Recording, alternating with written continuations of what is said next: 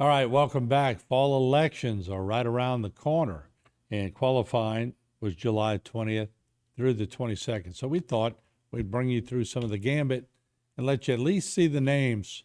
And we're going to take a look at our statewide multi-parish candidates. Let's start off with the U.S. Senate, if we can. And of course, the incumbent in that race is John Kennedy. And of course, he's being challenged by several people. I think maybe the only way you know who they are is if you're related to them. Some of the people a little obscure, and I think on the next page we'll see some more of these candidates. But of course, all these candidates, we certainly appreciate them jumping into the race because this is America, and you can run for anything you want. All right, let's take a look at the statewide multi-parish first congressional district. The incumbent there, Steve Scalise, a Republican. And there you see we have a couple of challengers, but once again, Steve Scalise has built himself into a very powerful voice in Washington, and certainly he is the odds-on favorite if you're a betting person. Let's go to the second congressional district, and there you see the incumbent, Troy Carter, who is a Democrat, and he has Dan Lux, a Republican, who has qualified against him. So Troy Carter, once again, the incumbent in that second congressional district. The same applies. The incumbent in these particular races also has the, I guess, the advantage, we should say.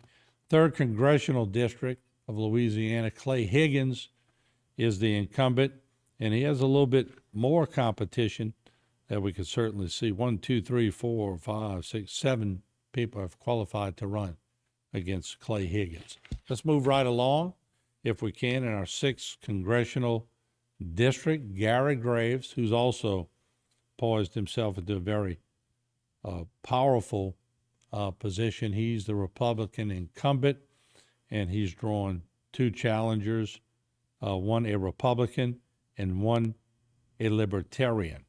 So there's Gary Graves in the 6th Congressional District. Let's move to the statewide Associate Justice, Louisiana Supreme Court, and Chief Justice John Weimer, the incumbent, unopposed. And of course, you've been watching in the news lately. There have been some cases with the Attorney General and cases that involve the NAACP, and this really would have thrown a pretty big clog in the election process. Well, through the court system, it was ruled that the Chief Justice, John Weimer, there can be an election and the people can vote. And of course, he qualified without any opposition.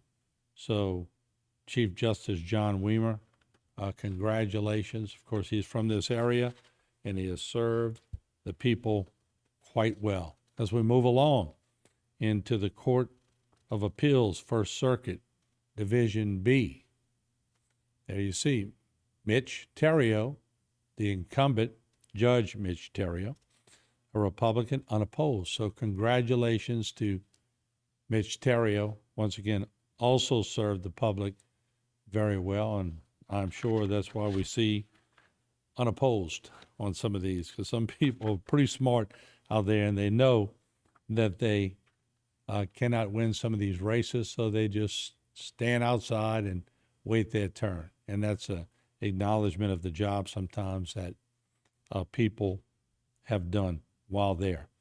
As we look at the statewide multi-parish Court of Appeals First Circuit, Division D, two newcomers, Tanner McGee, who Speaker Pro Temp of the House and who's very qualified, you know, as far as what his accomplishments were, decided to jump into the race as a Republican. And we have Judge Steve Miller from the Lafourche area, who wants to take a shot at the Court of Appeals, First Circuit Division D, also a Republican.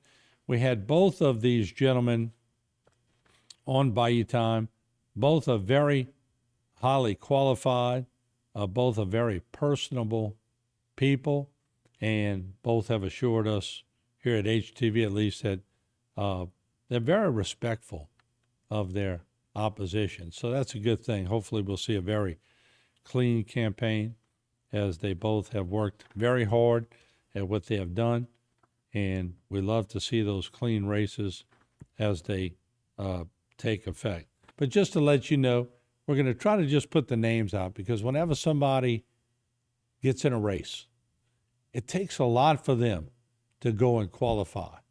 It may seem easy when you're sitting on the outside and you're voting for somebody and you're making these decisions, that was an easy process. But one, they got to make sure they want the job.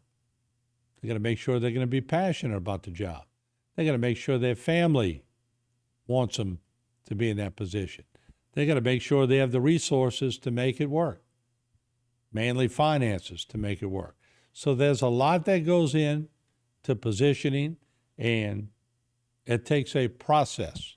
You got to have the process to make it work. So we're going to take a break here. When we come back, we're going to have a couple of more segments on just a few names that may be running for local seats.